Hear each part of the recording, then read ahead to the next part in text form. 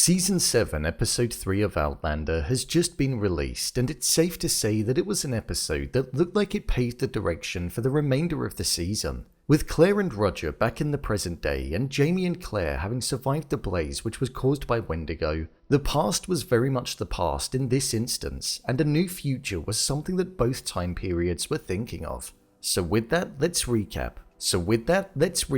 break down, and explain all that there was to take away from this episode. So let's get into it. Here is Outlander Season 7 Episode 3, Ending Explained. Just to let you know, this video will contain spoilers. This episode was definitely about being able to move on from the past, but to not forget it, and to also be able to continue on to live your life.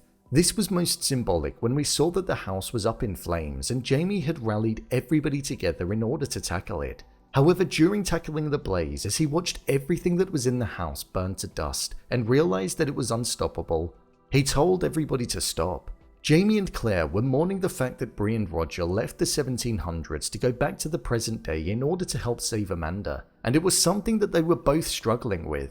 The burning down of the house very much felt like it was representative of them being able to let go of those feelings and to garner the ability to start to move forward with a new chapter in their life whilst always having them in their minds.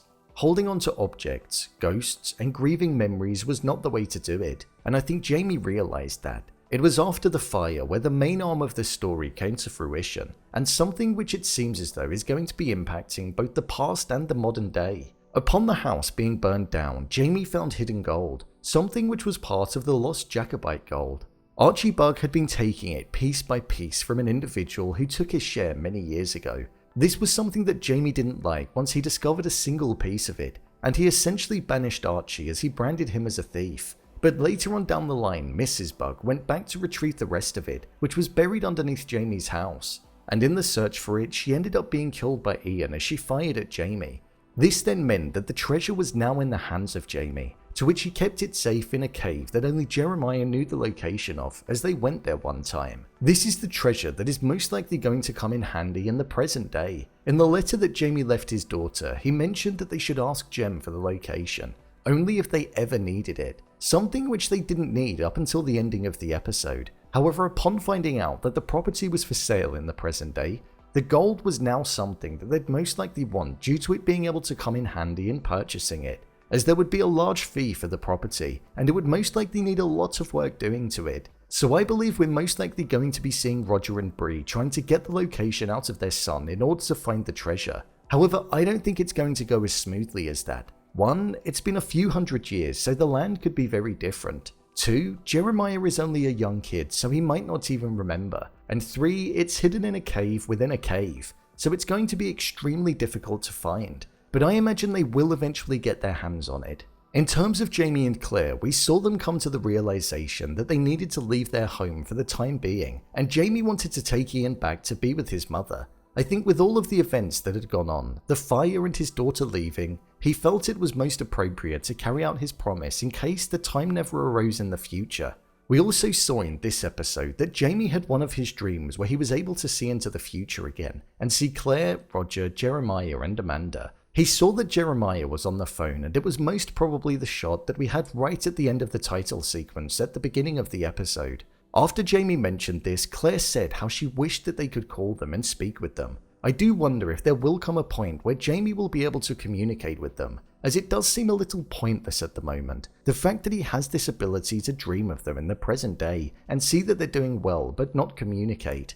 I feel there must be some kind of development that's brewing underneath the main story that is present. Maybe Jeremiah could have a gift within him too, if it's been passed through. Archie Bugg most definitely strikes me as an individual that may come back in the future and cause some damage too. I hope he does. That's if Ian does return. With Ian being the individual that killed his wife and him being prepared to offer up his own life in return for it, Archie said that he'll be back when he has something worth taking. This was after Ian declined him his dog's life. So I do hope that in the future something does come of that, and that it's not just an empty threat, as Archie was an individual that definitely had revenge embedded within him. The final scene that we had in the episode was of both Jamie, Ian and Claire walking off into the forest away from their home, with an emotional moment from Claire where she said how she wanted to make sure that they returned. It was rather fitting that this came when it did. They're moving on with their lives as the life that they previously knew of was no more. No house, no family, and only memories of ghosts. People they could only mourn and write letters to, so it's going to be interesting to see what they get up to when they arrive. One thing to note as well is that Bree changed the course of history. There was the newspaper snippet before which said how Jamie and Claire died in a house fire, and it had us wondering if the one last week was the original one in question. However, it wasn't. And because the house was burned down, it meant that it was no longer possible for the blaze to occur in the future, as there was no home that would be there to be burned down with Jamie and Claire in it. Overall review. I thought this episode was pretty good. It felt like one that really marked the end in the chapter for the current story, and everything from here on out is most likely going to have more progression. This episode paved the way with the direction in which the rest of the season is going to go, such as the return of Ian and Jamie's arrival, and also Roger and Bree's plan to find the hidden treasure and acquire the property. It wasn't the most fast-paced episode out there, but that's totally fine as it served its purpose. As I mentioned last week, I still feel like we're missing that antagonist character, and that dark arm to the story in the show, as there's not really been any real threat so far other than Wendigo, and that was put to bed quite quickly, and we're now 3 episodes deep, so I do hope that we're going to see something develop on that front very soon. I liked the fact that the episode started and finished with the letter that was being read by Roger, which both Jamie and Claire wrote a few hundred years ago. I hope we get more of that in the season, as I feel it's a great way for the story to be told. The idea of some groundbreaking news being told to them through the use of a letter 200 years ago is quite an interesting thought, and it would provide a moment of blind panic. The trailer for the next episode most certainly makes it look like trouble is lying ahead for Jamie, and it's not going to be as smooth sailing as they wanted the voyage to be, so it'll be interesting to see what happens there. So, there you have it. Outlander Season 7 Episode 3 Ending Explained. If you want to see more videos such as Endings Explained, theories and predictions and character breakdowns, then click on the I button, or alternatively you can head over to my channel where you'll find them all. If you'd like to give me a show or movie that you'd like me to review, then head over to my Twitter @brainpilot_, and tweet me what show or movie you'd like me to review next.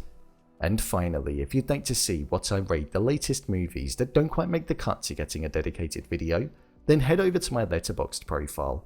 It's where I rate the latest releases in real time. What did you think of this episode? Leave a comment down below, and don't forget to subscribe. I'll see you next time.